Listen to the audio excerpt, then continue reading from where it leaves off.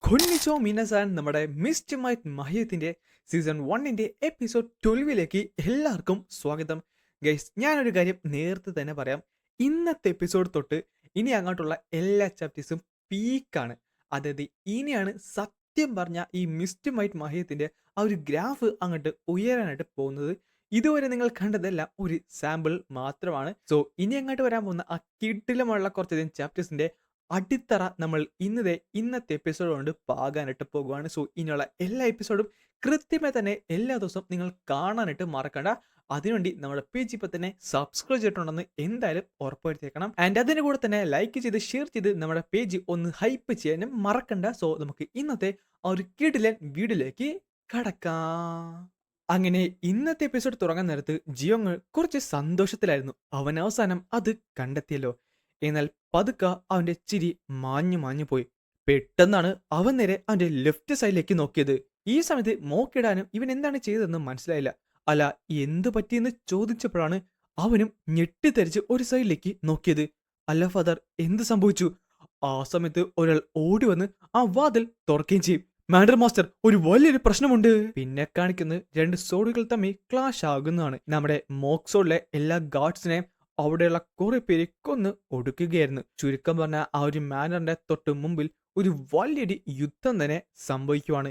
And ഇത് നയിച്ചത് നേരത്തെ ചാപ്റ്ററിൽ കണ്ട ആ മിസ്റ്റീരിയസ് ആയ രണ്ട് വ്യക്തികളാണ്.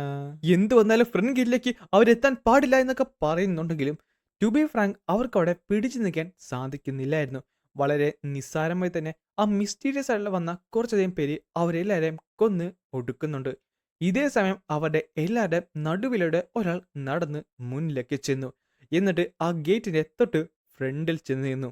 ഇത് ശരിക്കും യൂസ്ലെസ് ആയുള്ള ഡോറാന്ന് പറഞ്ഞ് ഒരു അറ്റാക്ക് അങ്ങോട്ട് ചെയ്തു.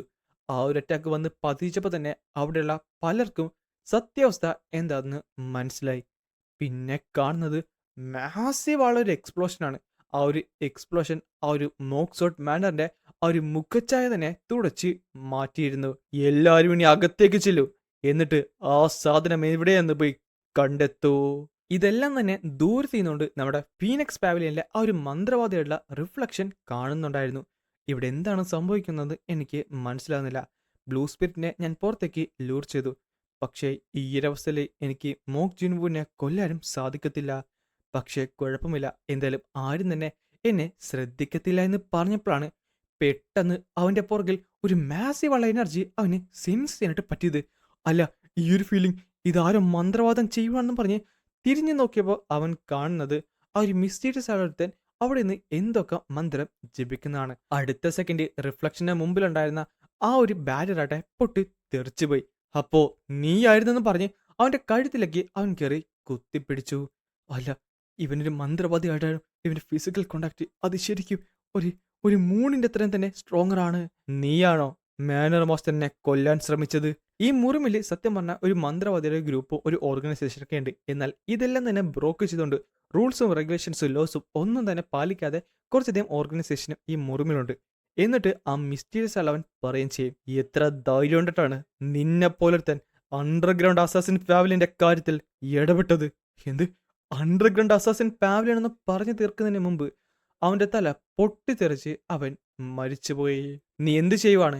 ഇവിടെ ഒരു കീടത്തിനെ കണ്ട് അതിനെ കൊന്നതാണ്. അവനായിരുന്നല്ലേ അപ്പോ ആ ഒരു കിമിമോറിന്റെ മാസ്റ്റർ?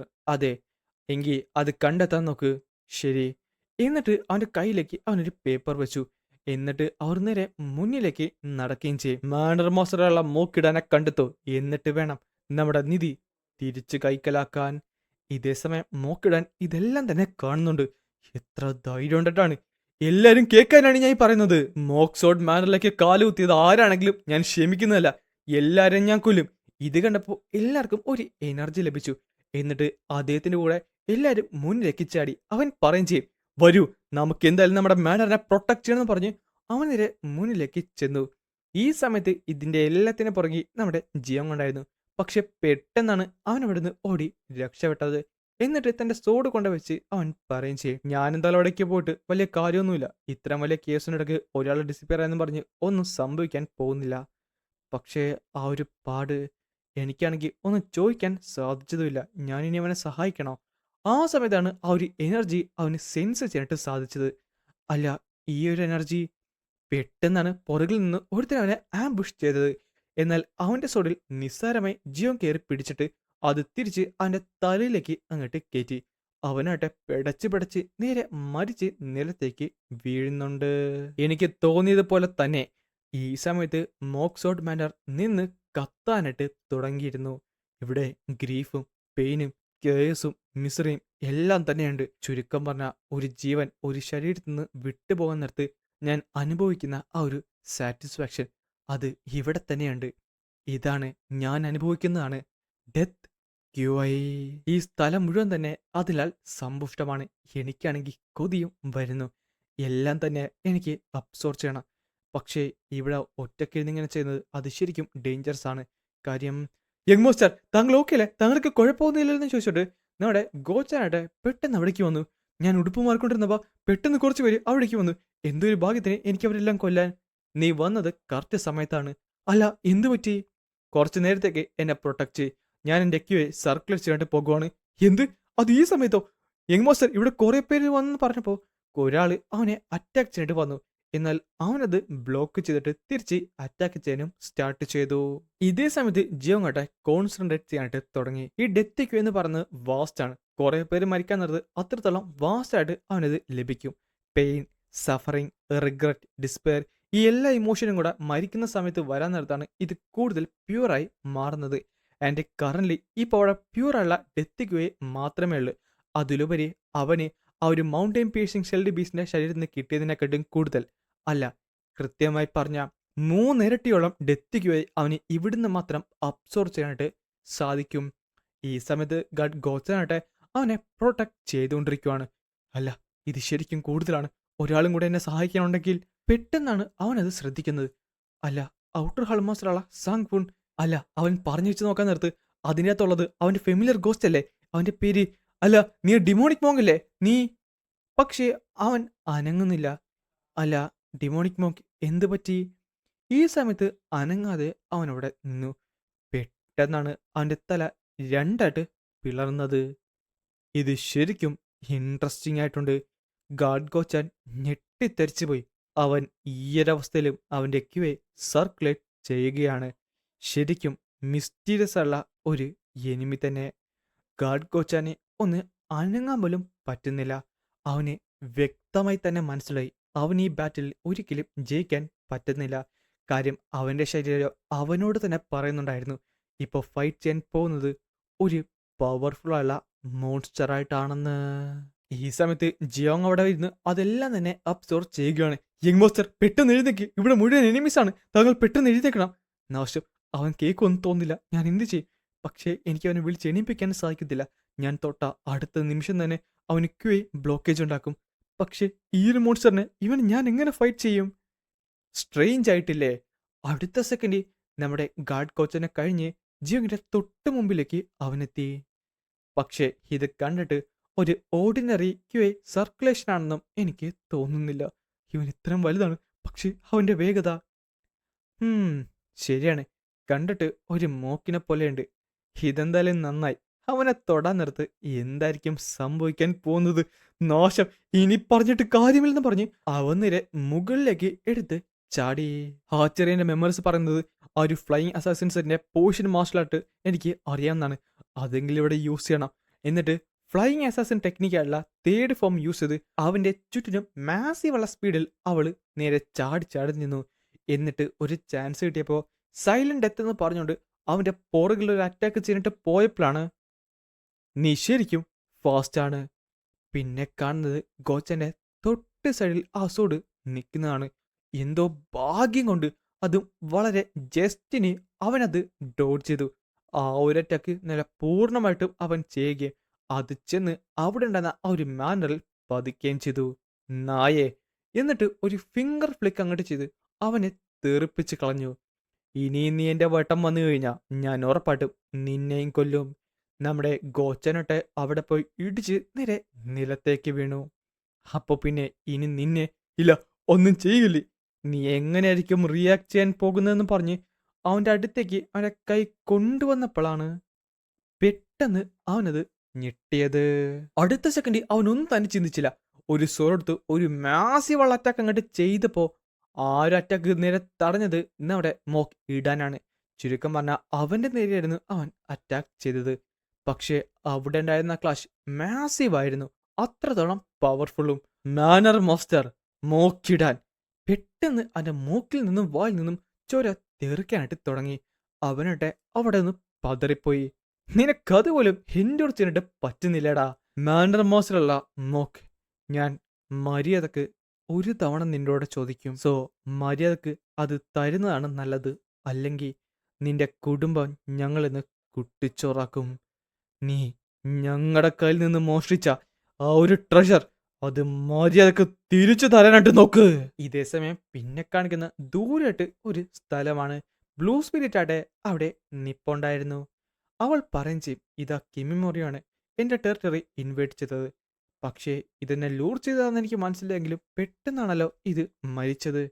അതിലുപരി ഇത് മരിച്ചിട്ടുണ്ടെങ്കിൽ ഇതിന്റെ ഓണർ മരിച്ചു കാണാം. പക്ഷേ എനിക്ക് തോന്നുന്നില്ല അവന് ആ ഒരു മന്ത്രവാദീനെ കൊല്ലാൻ പറ്റുമെന്ന്. മേ ബി എന്തോ ഡേഞ്ചറസ് ആയുള്ളൊരു കാര്യം ഇപ്പോൾ മോക്സോഡ് മാൻഡിൽ എന്തോ ഡേഞ്ചറസ് ആയുള്ളൊരു കാര്യം സംഭവിക്കുന്നുണ്ട്. അങ്ങനെ പിന്നെ കാണിക്കുന്നത് ആ ഒരു സ്ഥലം നിന്ന് കത്തുന്നതാണ്. അവിടെ കുറെ പേര് നിപ്പോണ്ടായിരുന്നു. ഈ സമയത്ത് അതിന്റെ ഒരു സൈഡിൽ ആ മിസ്റ്റീരിയസ് അല്ല രണ്ടുപേരും ജിയോങ്ങട്ടെ അവിടെ നിന്ന് സർക്കുലേറ്റ് ചെയ്തുകൊണ്ടിരിക്കുവാണ്. അങ്ങനെ ഞാൻ പതുക്കെ കണ്ണു തുറന്നപ്പോ ചുറ്റിനും ഭയങ്കര ശാന്തതയായിരുന്നു. അവൻ നേരെ തിരിഞ്ഞു നോക്കിയപ്പോഴാണ് അവിടെ ഒത്തിരിയധികം പേര് നിൽക്കുന്ന കണ്ടത്. എന്നാൽ മോക്സോളിലെ എല്ലാരും തന്നെ മുട്ടുമടക്കി നിൽക്കുകയായിരുന്നു. ഒരു സൈഡിൽ ആ മിസ്റ്റീരിയസ് ഉള്ള പേഴ്സണും മറു സൈഡിൽ മോക്കിടാനും. അല്ല, ഈ ഒരു യുദ്ധം ഇവിടെ അവസാനിച്ചോ? വെറുതെ അല്ല ഡെത്തിക്കയുടെ അളവ് കുറഞ്ഞു വന്നത്. ഇത് ശരിക്കും ഈ സമയത്ത് അവൻ പതുക്കെ അവിടേക്ക് നടന്നു വന്ന് ഗാഡ് ഗോ അല്ല ചരിയാൻ, എന്ത് സംഭവിച്ചു? ആ, താങ്കൾ എണീറ്റോ? അല്ല, ഡിമോണിക് മോഗോ ഉണ്ടല്ലോ. അത് പിന്നെ പെട്ടെന്ന് മാനർ മാസ്റ്റർ സറണ്ടർ ചെയ്തു. ആ ഒരു ഫൈറ്റിന് ശേഷം അദ്ദേഹത്തിന് മനസ്സിലായി, നിങ്ങൾ അതിനുവേണ്ടിയാണ് ഇവിടേക്ക് വന്നത്. എങ്കിൽ ഞാൻ കീഴടങ്ങുകയാണ്. ഞാനത് ഉറപ്പായിട്ടും തിരിച്ചു തരാം. പക്ഷേ നിങ്ങൾ ഞങ്ങളെ വെറുതെ വിടണം. ഞാൻ വിചാരിച്ചത് അങ്ങനെയല്ലല്ലോ. ഷേ, കുറച്ചെങ്കിലും സ്ട്രഗിൾ ചെയ്തില്ലെങ്കിൽ ഇവിടെ എന്നെ ഒരു രസം ഇരിക്കുന്നത്. വാക്ക് തന്നാൽ ഞാനത് ചെയ്യും. എങ്കിൽ ശരി, ഞാൻ എൻ്റെ പേര് തൊട്ട് പറയുകയാണ്. ദ ബ്രില്യൻസ് കിങ് അല്ല Soon Yoon, one of the 5 kings of the heaven earth society. അത് കേട്ടപ്പോ ഗാഡ് കോച്ചാൻ അട്ടിമുടി വിറച്ചുപോയി. ഹെവൻ എർത്ത് സൊസൈറ്റിയോ? അതെ, അത് ശരിക്കും ഡേഞ്ചറസ് അല്ല ഒരു ഓർഗനൈസേഷനാണ്. ഹെവൻ എർത്ത് സൊസൈറ്റി സോജാങ്ങിലെ മുറിവിലെ one of the 3 most powerful ഉള്ള ഓർഗനൈസേഷനിൽ ഒന്നാണ്. അവരുടെ ഗോൾ എന്ന് പറയുന്നത് ഈ എൻറ്റയർറ്റി ഓഫ് മുറിമിനെ ഒന്നാക്കുക എന്നാണ്. അതിനുവേണ്ടി അവർ ഓൾറെഡി തന്നെ ഈ സ്ഥലത്തിനെ രക്തത്തിൽ കുളിപ്പിച്ചതാണ്. പലർക്കും ആ ഒരു പേര് കേൾക്കാൻ നേരത്തെ തന്നെ പേടിയാണ് വരാറുള്ളത്. ഈ മോക്സോഡ് മാൻ എന്ന് പറഞ്ഞ് ശരിക്കും വലിയൊരു ക്ലാൻ തന്നെയാണ്. പക്ഷേ ഹെവൻ എർത്ത് സൊസൈറ്റി എന്ന് പറയുന്നത് അത് മറ്റൊരു തലത്തിൽ തന്നെയാണ്. പിന്നെ ആ കാണുന്ന മനുഷ്യരെ കണ്ടോ, അവൻ വൺ ഓഫ് ദി 6 സ്ട്രോങ്ങസ്റ്റ് മാനാണ്. അതും ഈ മുറിമിലെ തന്നെ. അതിലുപരി വൺ ഓഫ് ദി 5 കിങ്സിലും ഒരാൾ. ദ ബ്രില്യൻസ് കിങ് അല്ല സൂൺ യൂൺ. അപ്പോ നീ പറഞ്ഞു വരുന്നത് അവർക്ക് ഏത് നിമിഷം വേണമെങ്കിലും ഈ സ്ഥലത്തിനെ നശിപ്പിക്കാവുന്നതാണ്. അതെ, അതിലുപരി മാനർ മാസ്റ്ററിന്റെ ട്രഷറിന്റെ കാര്യം പറഞ്ഞില്ലേ, ആ ട്രഷർ എന്ന് പറയുന്നത് അതാണ് അടുത്ത പ്രശ്നം. ആ ട്രഷർ ഈ സമയത്ത് ജിയോങ്ങിന് ഏകദേശം കാര്യം മനസ്സിലായിരുന്നു. അത് ആ മെഡിസിൻ ഹാളിന്റെ താഴത്തുള്ളതാണ്. അപ്പൊ പറയൂ, നിന്റെ കയ്യിലുള്ള ഞങ്ങളുടെ അസോസിയേഷന്റെ ട്രഷർ, ആ മനുഷ്യ തോല് വെച്ചുണ്ടാക്കിയിരിക്കുന്ന ആ ഒരു ബുക്ക്. ഇത് കേൾക്കാൻ നിർത്തും ജിയോങ്ങിന് ഒരു കൂസല പോലും ഇല്ലായിരുന്നു. അവൻ അതുപോലെ തന്നെ അവിടെ നിന്നു. കാര്യം ആ ബുക്കിന്റെ ഇപ്പോഴത്തെ ഉടമസ്ഥൻ എന്ന് പറയുന്നത്. അതുകൊണ്ട് യങ് മാസ്റ്റർ, ഇതിൻ്റെ അകത്ത് നമ്മൾ ഇടപെടാതിരിക്കുന്നതായിരിക്കും കുറച്ചുകൂടെ നല്ലതെന്ന് പറഞ്ഞപ്പോഴാണ് ജിയോങ് ഒന്നും മിണ്ടാതെ നേരെ മുന്നിലേക്ക് നടന്നു ചെന്നത്. നമ്മുടെ ഗാഡ് ഗോച്ചൻ ഇത് കണ്ട് ഞെട്ടിത്തെറിച്ചു പോയി. നിന്റെ ക്യൂ സർക്കുലേഷൻ കഴിഞ്ഞോ? കുഴപ്പമൊന്നുമില്ലല്ലോ. നിന്റെ ശരീരത്തുള്ള ആ ഒരു പാട് എവിടുന്ന് കിട്ടിയതാണ്?